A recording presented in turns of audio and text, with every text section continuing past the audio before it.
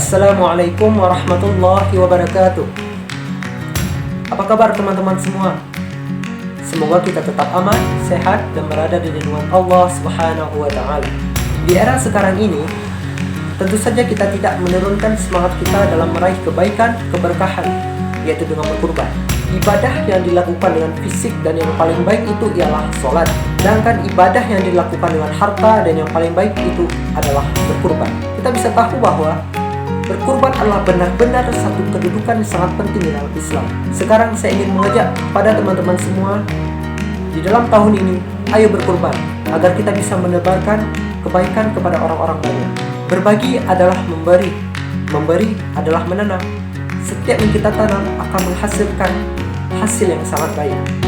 Karena itulah makna dari berkurban yang sesungguhnya. Cukup sekian. Assalamualaikum warahmatullahi wabarakatuh.